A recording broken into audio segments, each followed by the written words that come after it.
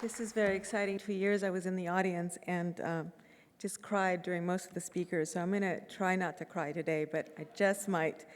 The things that have happened to me in the last 5 years as I went from a joke that I once said to my roommate, because I would leave the water running for my cat to drink out of the faucet, don't guilt trip me about the planet, to what I do now every day is an amazing personal transformation.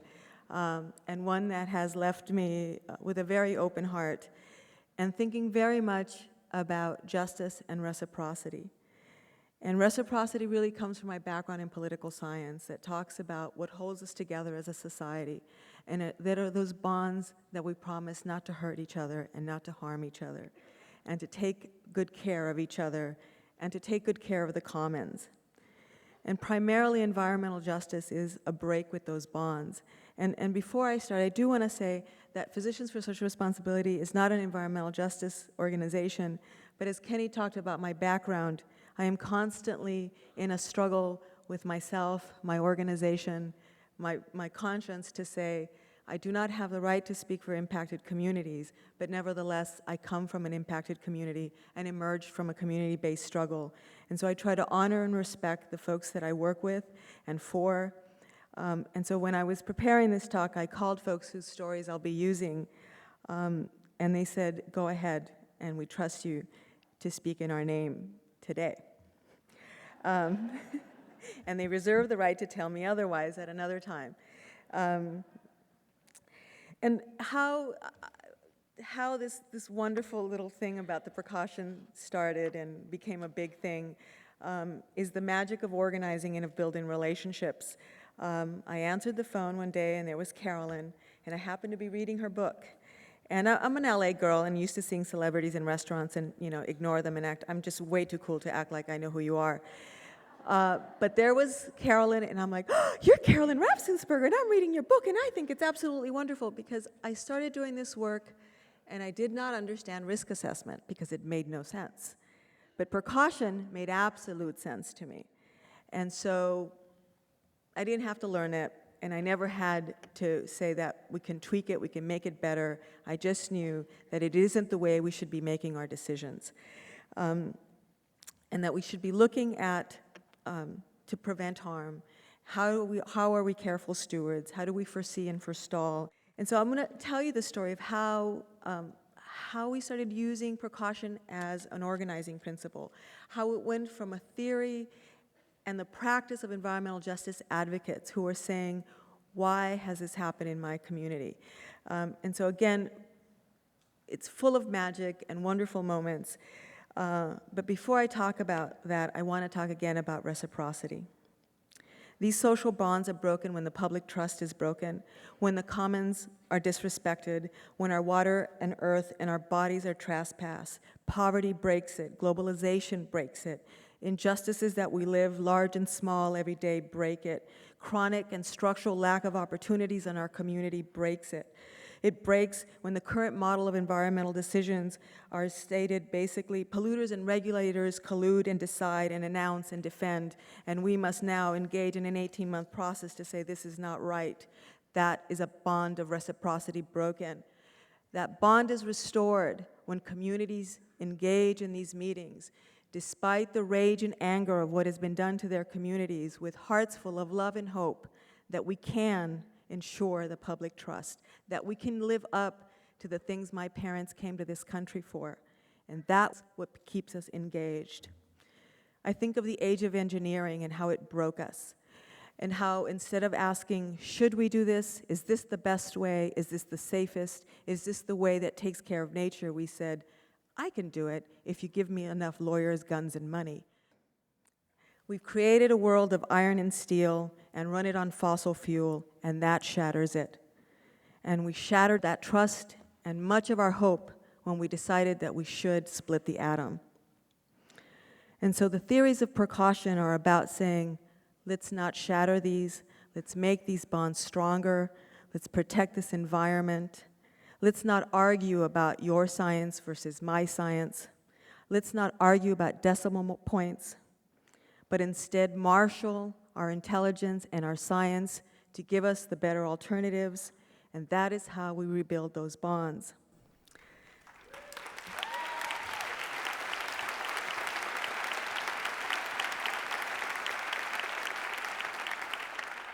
We rebuild those bonds when our public servants take seriously the ethical duty to prevent harm. They give us the gift of hope and trust when they say it is imperative to act to prevent further harm in the face of scientific uncertainty. It is rebuilt when a community comes together to assess alternatives. When we reject one-stop facilitated permitting for power plants, refineries, and incinerators, and freeway expansions, and instead ask communities, how do we move goods in a cleaner, safer way? Recently been engaged in an amazing community coalition to stop the expansion of the 710 freeway.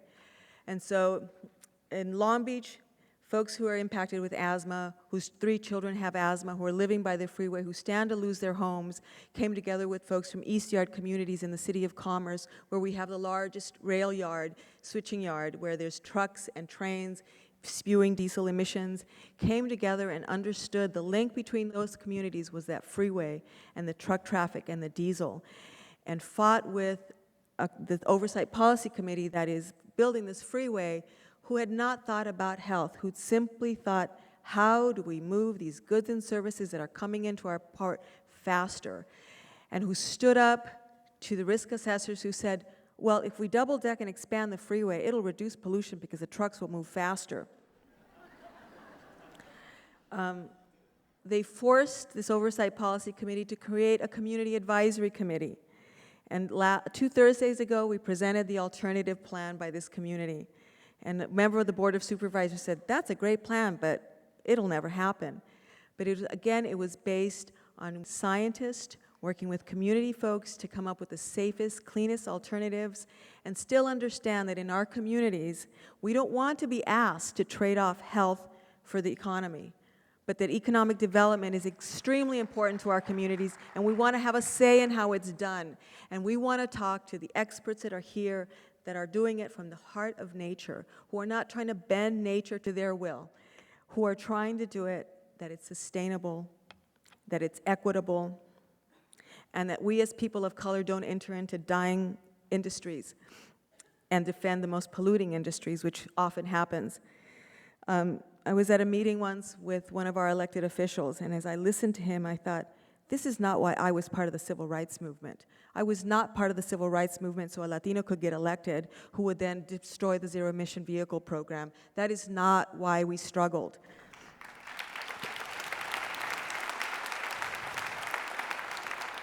And as Kenny mentioned, I'm a member of a number of boards, and I have to say, being on the SEN board is never a contradiction.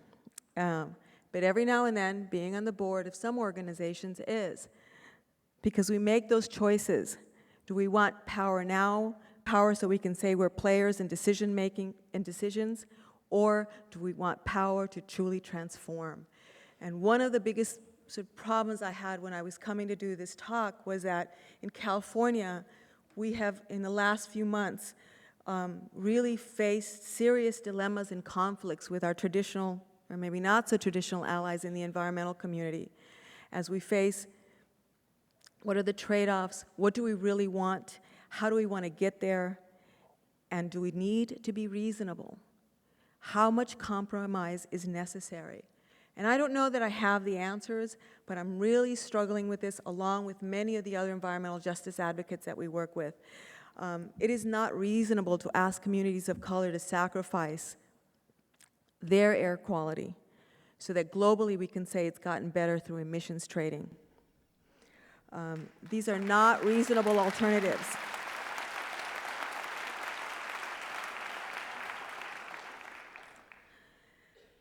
As a healthcare advocate, I can't separate the fact that health is color-coded in this country, and that to talk about environmental justice is to talk about access to care and quality care in communities. I work in communities where there is no community clinics.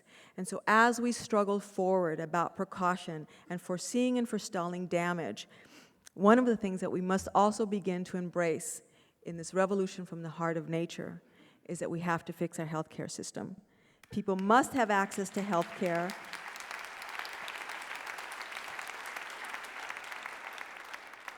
It is the cornerstone. Health is a right.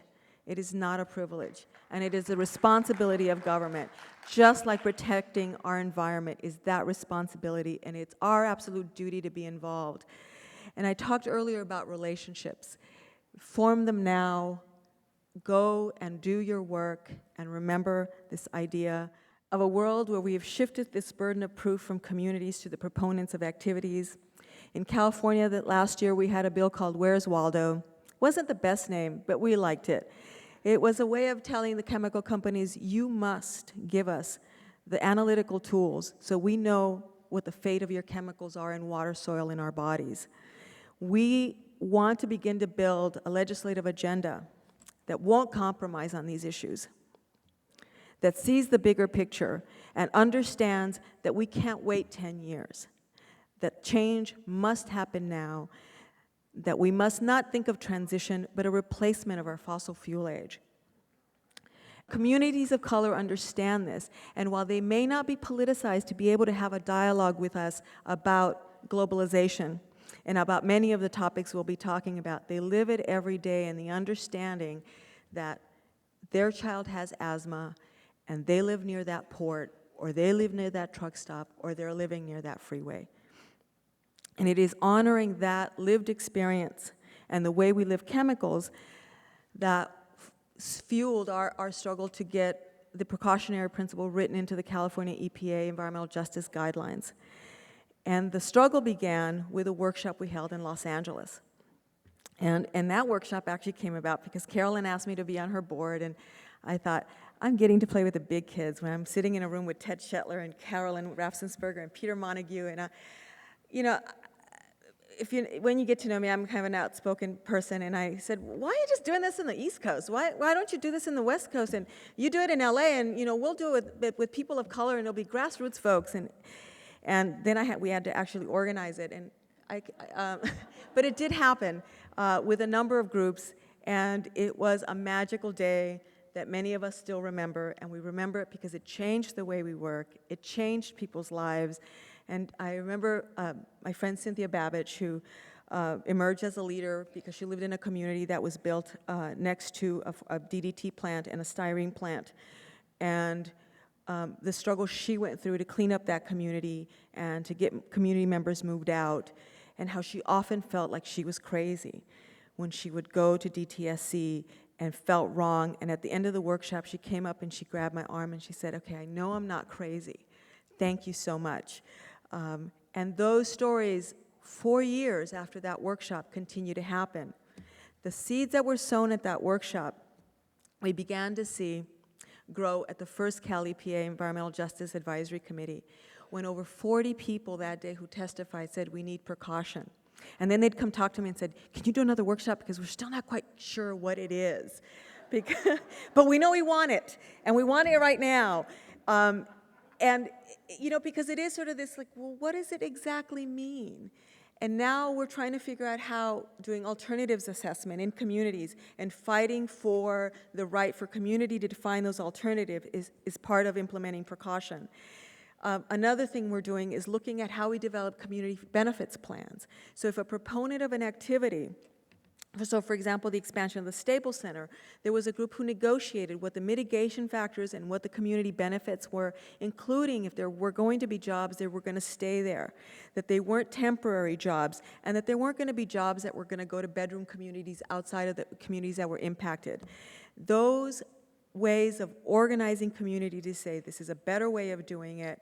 If there's going to be risks and benefits, we want to decide what those are. We have an absolute right to decide how much risk we're willing to take on. And the other part that's missing, that is the next step for our movement, is to truly understand alternatives. And part of what we gain here is to understand what that future looks like. And it is the folks who spoke earlier about how we can do things better, understanding how to work with nature, not bend it, take care of it, foster it, have reciprocal trust and hope in it, that it will get us out of this mess, and that we will learn with all our technology to clean up our mess. Some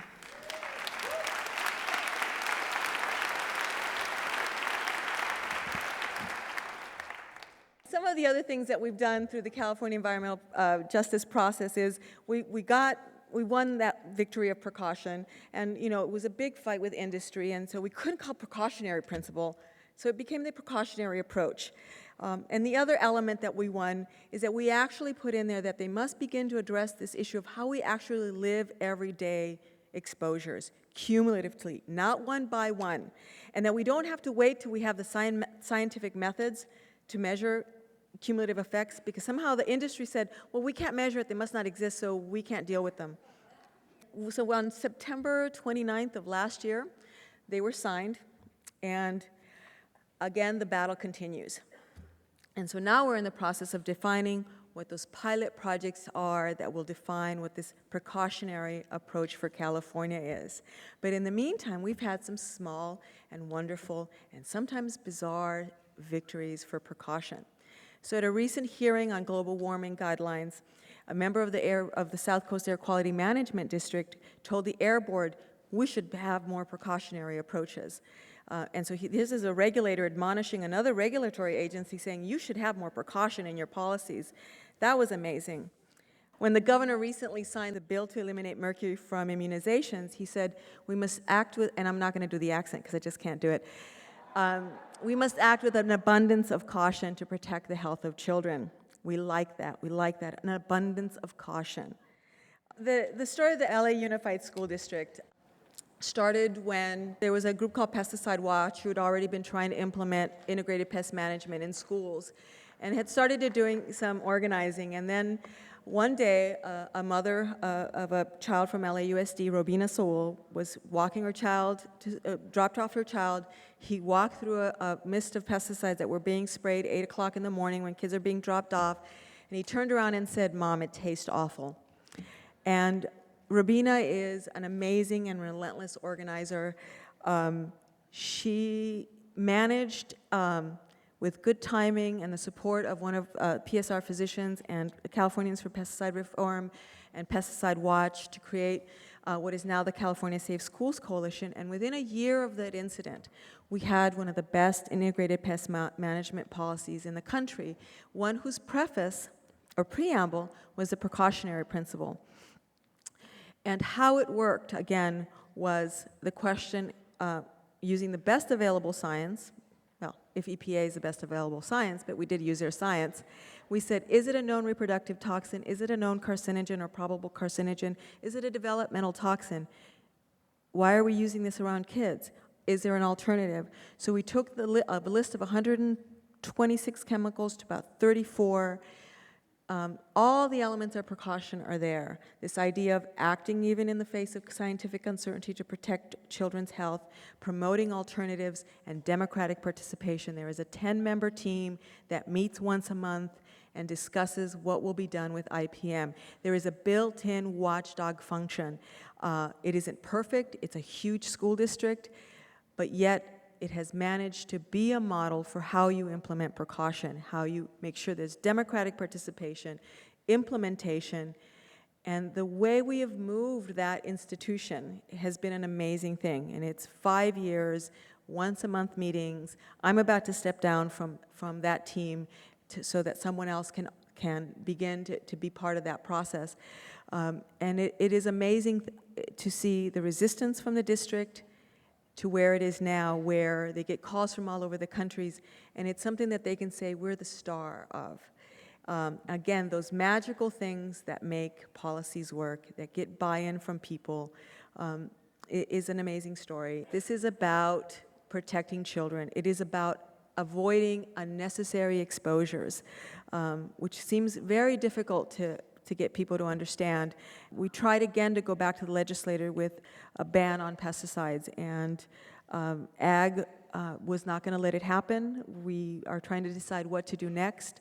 But the battle within Californians for pesticide reform to implement precaution, better safe than sorry, better alternatives, continues, as it does with many of the organizations that we work with, and again, inspired by this idea that we can and should do better, that pollution shouldn't be profitable, and that we should be looking for ways to make communities healthier. Again, all of that came out of that one workshop with Precaution where we all knew, we're not crazy, risk assessment is crazy.